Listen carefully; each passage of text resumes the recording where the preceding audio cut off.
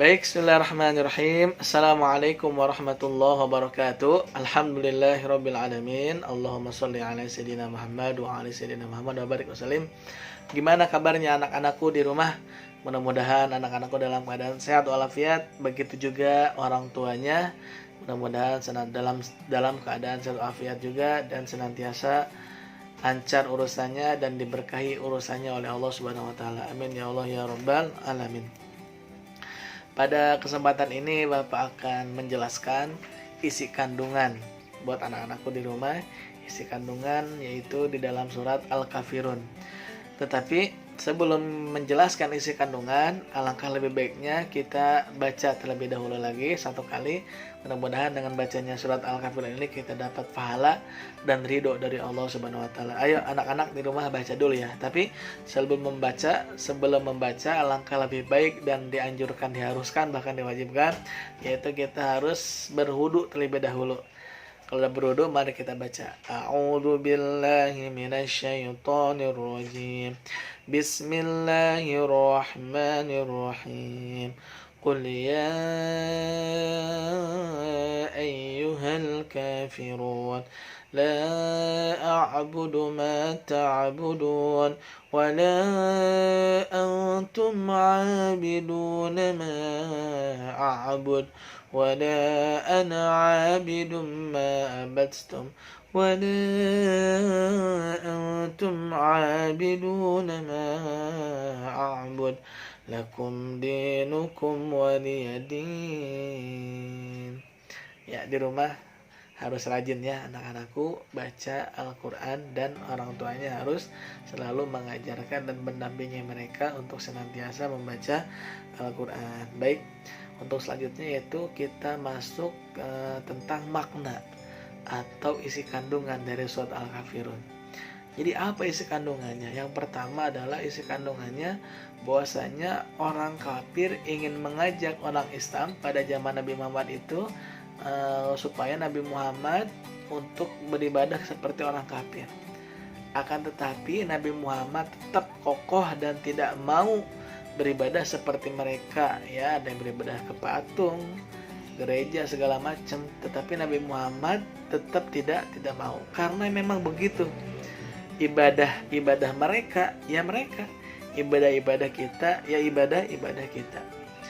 Kemudian besok harinya, kemudian terus tuh diajak lagi Nabi Muhammad. Bahkan yang kedua adalah Nabi Muhammad dikasih hadiah, atau mau apa Nabi Muhammad? Ada mau jabatan, atau ada barang-barang berharga, atau dikasih perempuan, wanita, yang mana aja terserah.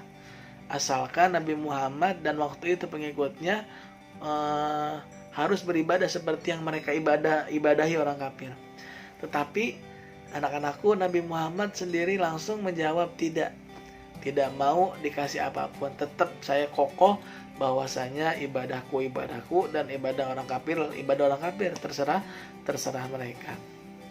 Yang ketiga adalah kita harus menghormati ibadah orang lain, anak-anakku. Jadi kan kalau di Indonesia ini tempat ibadah mungkin gak 1-2, bahkan 5-6 lebih, atau ya 5-6 lebih tempat ibadah bagi orang-orang pemeluk ibadah mereka yang di luar, bukan agama Islam. Maka terserah mereka ibadahnya, dan kita harus bertoleransi, yakni harus menghormati. Begitu juga mereka harus menghormati ibadah kita. Artinya jangan mengganggu ibadahnya orang kafir, kita ganggu, jangan. Begitu juga kita, ibadahnya kita jangan diganggu oleh orang lain.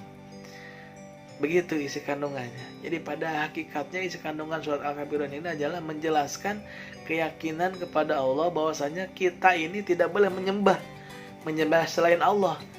Jadi anak-anakku, kita sholat, ibadah, menyembah hanya kepada Allah Subhanahu wa ta'ala. Tidak boleh menyembah kepada gunung, bulan, matahari, atau patung dan segala macamnya. Maka itu tidak boleh. Dan jika ada agama yang lain menyembah seperti itu, maka itu diperbolehkan, silakan aja.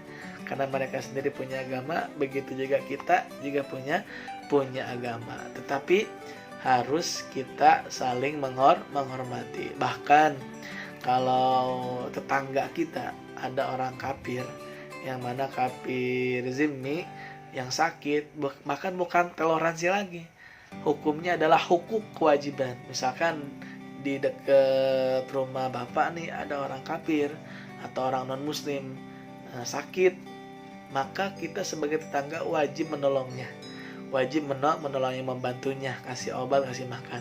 Tapi kalau masalah ibadah atau masalah menjadikan Tuhan apa, maka Tuhan kita harus Allah Subhanahu wa taala, bukan Tuhan yang disembah oleh mereka seperti patung, matahari atau gunung segala macam ya.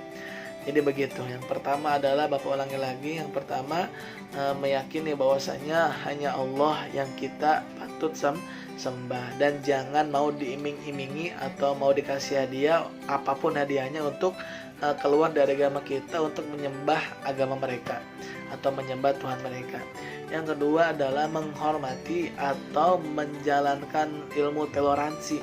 Agama mereka silahkan beribadah, begitu juga agama kita silahkan beribadah.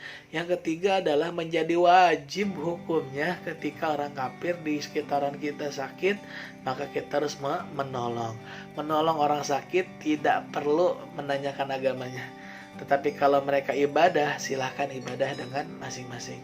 Begitu isi kandungan surat Al-Kafirun ini, bahwasanya Nabi Muhammad SAW mengajarkan kepada kita untuk senantiasa kokoh kepada umatnya untuk beriman dan yakin hanya beribadah kepada Allah Subhanahu wa taala. Mudah-mudahan anak-anakku di rumah bisa memahami pelajaran inti daripada penjelasan surat Al-Kafirun ini, dan juga senantiasa semangat belajar dan menghafal ya. Dan jangan lupa tugasnya di rumah adalah untuk membuat video bagaimana mengambil hikmah dari pelajaran ini atau poin pentingnya dari pelajaran ini, kemudian kirim kepada ibu guru atau bapak guru masing-masing di rumah ya. Jadi tugasnya membuat video dan mengirimkan tugasnya kepada ibu atau bapak guru masing-masing. Mudah-mudahan ada manfaatnya. Sekian dari bapak, sampai berjumpa nanti ya anak-anakku. Semoga sehat selalu dan selalu dalam keadaan yang diridhoi Allah Subhanahu wa taala. Sekian, terima kasih, kurang lebihnya mohon maaf. Assalamualaikum warahmatullahi wabarakatuh.